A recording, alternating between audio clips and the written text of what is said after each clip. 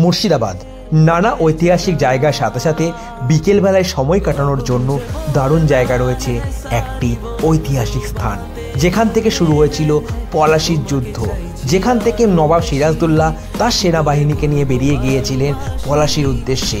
আজকে তোমাদেরকে আমরা নিয়ে পৌঁছাবো সেই ঐতিহাসিক স্থানে। কলকাতা থেকে মাত্র 200 কিলোমিটার দূরে, মুর্শিদাবাদ স্টেশন থেকে মাত্র 4 কিলোমিটার দূরে এবং হাজারদুয়ারি থেকে মাত্র 3 কিলোমিটার দূরে অবস্থিত সেই ঐতিহাসিক জায়গা যার নাম মতিঝিল পার্ক। মুর্শিদাবাদে ঘুরতে আসলে আর বোর হতে হবে না। বিকেল বেলায় টাইম কাটানোর জন্য, বাচ্চাদেরকে নিয়ে ঘোরার জন্য, পিকনিক করার জন্য দারুণ ডেস্টিনেশন এই সুন্দর নিউ মতিঝিল পার্ক। তাই আজকে চলো আমরা সবাই মিলে ঘুরে আসি এত সুন্দর প্রকৃতি তীর্থ।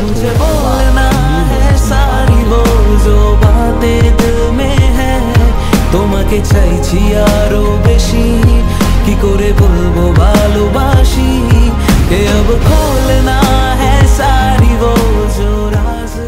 আজকের একটা দারুণ থ্রিলিং এপিসোড দিয়ে তোমাদেরকে দেখাবো এই সুন্দর মুর্শিদাবাদ জার্নি। কি দেখবে মতিঝিল পার্কে এবং কেনই বা আসবে মতিঝিল পার্কে, তার জন্য পুরো ভিডিওটি দেখতে।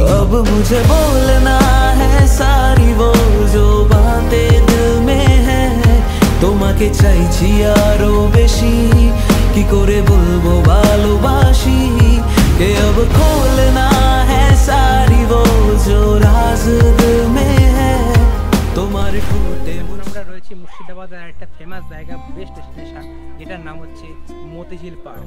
এই যে কামানটা তোমরা দেখতে পাচ্ছ, এর অরিজিনাল কামান রয়েছে হাজারদুয়ারি প্যালেসের মধ্যে। এই কামানটি নবাবের সেনা, একমাত্র সেনা মীর মদন এই কামানটি ব্যবহার করতেন। পরবর্তীকালে মীর মদন এই কামানটি আলীবর্দী খাঁকে গিফট করেছিলেন, সেটারই একটা চিত্র এখানে তোমরা দেখতে পাচ্ছ। আর এই জায়গাটির নাম হচ্ছে মুর্শিদাবাদের ফেমাস জায়গা নিউ মতিঝিল পার্ক। ইতিহাসের পাতায় আজও দেখা যায় এই মতিঝিল পার্কের নাম। পলাশির যুদ্ধের সময় নবাব সিরাজদৌল্লা তার সেনাবাহিনীদেরকে নিয়ে এই মতিঝিল পার্ক থেকেই রওনা দিয়েছিলেন। মুর্শিদাবাদের নিউ মতিঝিল পার্ক বিখ্যাত হচ্ছে তোমাদের নানা রকম পিকনিক স্পটও রয়েছে, কিন্তু এর ভেতরে পিকনিক করতে দেয় না। পাশেই রয়েছে ওল্ড মতিঝিল পার্ক, যেখানে তোমরা পিকনিকও করতে পারবে আর বোট রাইডিংও করতে পারবে, আর টয় ট্রেনও আছে। এই নিউ মতিঝিল পার্কটা বলতে পারো ইকো পার্ক, কলকাতার যে ইকো পার্ক রয়েছে তারই অনেকটা আদলে তৈরি করা হয়েছে, বলতে পারো মিনি ইকো পার্ক। এখানে রয়েছে নানা সুন্দর গার্ডেনিং, চারদিকে তোমরা গার্ডেন দেখতেই পাচ্ছ। আর আমার পেছনে দেখতে পাচ্ছ চিলড্রেন পার্ক। চিলড্রেন পার্কে নানা ধরনের চিলড্রেন পার্কের অ্যাক্টিভিটিস হয়। এখানে তোমার বাচ্চারা যদি আসে আরামসে এখানে নানা রকম টাইম স্পেন্ড করতে পারে, পুরো দিন টাইম স্পেন্ড করার জন্য দারুণ জায়গা এই new Motijheel park. Murshidabad station থেকে 4 কিলোমিটার দূরে এবং হাজারদুয়ারি থেকে 3 কিলোমিটার দূরেই অবস্থিত এই মতিঝিল পার্ক।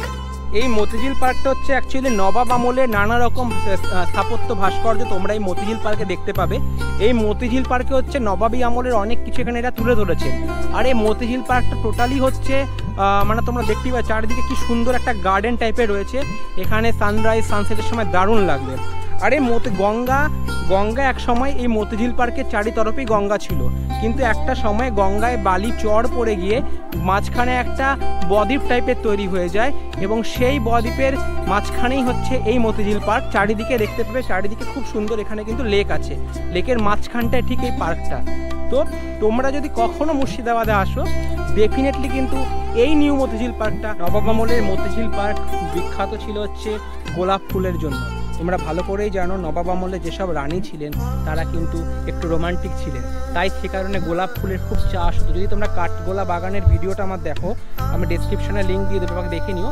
ওখানেও কিন্তু আলাদা করে নবাব আমলের গোলাপ ফুল বাগান লাগানো হয়েছিল, এখনও কিন্তু এই বাগানটা ওখানে আছে। সেই আদলেই কিন্তু এই জায়গাটা তোমরা দেখতে পাচ্ছ আমার পেছনে পুরো গোলাপ ফুলের চাষ করা হয়েছে। তোমাদেরকে আগেই বলেছি এই মতিঝিল পার্কটা পুরোটাই এরা নবাব আমলের একটা ঐতিহ্যকে তুলে ধরার চেষ্টা। মতিঝিল পার্কের পাশেই রয়েছে চিলড্রেন্স পার্ক, শিশু উদ্যান। তো বাচ্চারা যদি এখানে আসে আরও অনেক ধরনের এনজয় করতে পারবে। তো চলো একবার ঘুরে আসা যাক সেই সুন্দর চিলড্রেন। আমরা দীঘাপুরে যেখানেই যাই না কেন সন্ধেবেলায় সময় কাটানোর জন্যই রয়েছে সমুদ্রের পাড়, কিন্তু মুর্শিদাবাদ ঘুরতে যাব তো সন্ধেবেলায় কোথায় কাটাবো? সন্ধেবেলায় 2 থেকে 3 ঘন্টা কি করে কেটে যাবে কেউই বুঝতে পারবে না। তাই সন্ধেবেলায় সময় কাটানোর জন্য অবশ্যই চলে আসতে হবে এই সুন্দর মতিঝিল পার্ক। রাত্রে 9টা অবধি এই মতিঝিল পার্কটি খোলা থাকে। সুন্দর ভরা নেচারকে নিয়ে তোমরা করে নিতে পারবে অনেকটাই আনন্দ। বাচ্চাদের জন্য খেলার জন্য তো অনেক কিছু রয়েছে, চিলড্রেন পার্ক এবং রয়েছে অনেক কিছু। তো চলো ঘুরে নাও এত সুন্দর মতিঝিল পার্ক। জায়গাটির নাম হচ্ছে বিথিকুঞ্জ। নবাব আমলের রানীরা যখন এখানে আসতেন তখন এই জায়গাটি বসে তারা নানা ধরনের নাচ গান করতেন এবং তারা সুন্দর ধরনের টাইম পাস করতেন। এই বিথিকুঞ্জটি অরিজিনাল তোমরা দেখতে পেয়ে যাবে কাঠগোলা বাগানে, সেটা আমার ডিসক্রিপশনে লিঙ্ক দেওয়া আছে, একবার কাঠগোলা বাগান এপিসোডটা ভিজিট করো। মতিঝিল পার্কে তোমরা যদি আসবে, তোমরা অনেকেই দেখি কমেন্ট করো যে কোথায় রুম নেওয়া যায়। অনেকের বাজেট থাকে 1500 টাকা 2000 টাকা, কিন্তু রুমের জন্য তোমরা গঙ্গার পাশে রুম খোঁজো বা তোমরা নানা ধরনের মুর্শিদাবাদে রুম খোঁজো, এরকম রুমও তোমরা নিতে পারো। এই রুমগুলো একদম মতিঝিল পার্কের মাঝখানেই। এই রুমগুলো রেন্ট নেওয়া হয় মাত্র 1500 থেকে 2000 টাকা, সিজনের সময় 2500 থেকে 3000 টাকার মধ্যে এসি রুম রয়েছে। তো তোমরা আসলে আমি নিচে লিঙ্ক দিয়ে দিচ্ছি, চেক আউট করে নিও। দারুণ রুম আর দারুণ লাগবে। মতিঝিল পার্ক শুধু একটা জায়গা নয়, মুর্শিদাবাদের গর্ব, মুর্শিদাবাদ তথা পুরো ওয়েস্ট বেঙ্গলের গর্ব এই মতিঝিল পার্ক।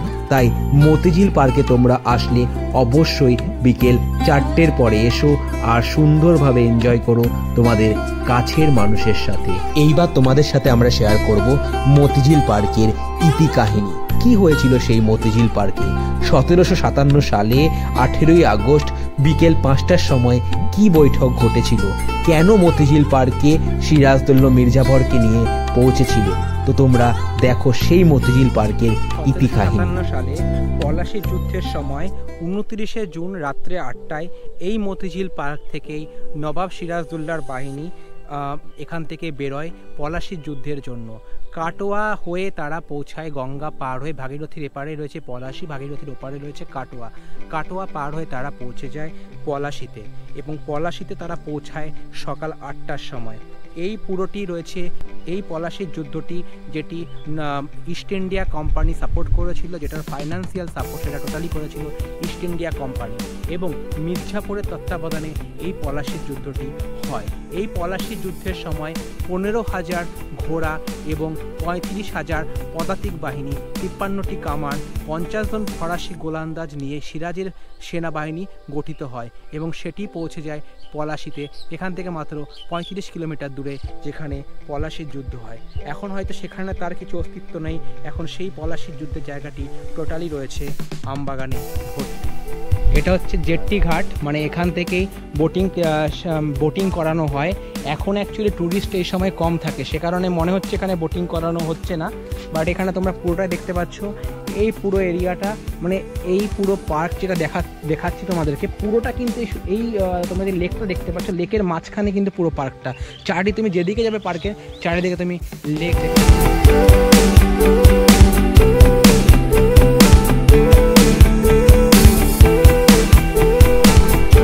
বসন্তকালে এই জায়গাটায় অনেক ধরনের প্রোগ্রাম হয়। এই পেছনের যে মঞ্চটা দেখতে পাচ্ছ, ওখানে অনেক ধরনের প্রোগ্রাম হয়, যেখানে গ্যালারিতে বসে তোমরা এনজয় করতে পারবে। শীতকালে আর বসন্তকালে এটা বেশি করে হয় এখানে ফেস্টিভ্যালগুলো। তো এখানে অনেকে আসেন বাইরে থেকে, পুরুলিয়া থেকে আসেন বা শান্তিনিকেতন থেকে আসেন যারা বাউল সঙ্গীত, তারা এখানে এসে নানা ধরনের প্রোগ্রাম করেন। তো ওই সময় যদি তোমরা আসো, প্লিজ একবার এখানে এসো আর এখানে বসে সন্ধেবেলায় এত সুন্দর একটা এরিয়াকে বাউল সঙ্গীতের সাথে তোমরাও এনজয় করো। মতিঝিলে আসলে এরকম ট্রেনের ভিউ এনজয় করতে ভুলো না। 10 থেকে 20 টাকা ট্রেনের টিকিট, না কোনো লাইন আছে না কিছু আছে, ব্যাস এরকম চাকা দিয়েই ট্রেন তোমাদেরকে পুরো মতিঝিল পার্ক ঘুরিয়ে দেখিয়ে দেবে। তাই আসতেই হবে মতিঝিল পার্ক। পার্কের ভেতরে রয়েছে এরকম একটা ফুড কোর্ট, তোমরা এখান থেকে খাবারও খেতে পারো। ঠিক যেখান থেকে তোমরা বেরোবে, বেরোনোর পাশেই রয়েছে, এখানে বসে তোমরা এরকমভাবে খাবার খেতে পারো, ফ্যামিলির সাথে টাইম স্পেন্ড করতে পারো। তোমরা যদি কখনো মতিঝিলে ঘুরতে আসো, মতিঝিল থেকে বেরোনোর সময় রয়েছে ফুড কোর্ট, এইরকম দেখতেই পাচ্ছ। এখানে তোমরা খাবার খেয়ে নেবে, সব রিজনেবল প্রাইসে রয়েছে। 100 টাকা 150 টাকার মধ্যে 60 আইটেম রয়েছে, বিরিয়ানি থেকে আরম্ভ করে নানা ধরনের স্ন্যাক্স পেয়ে যাবে।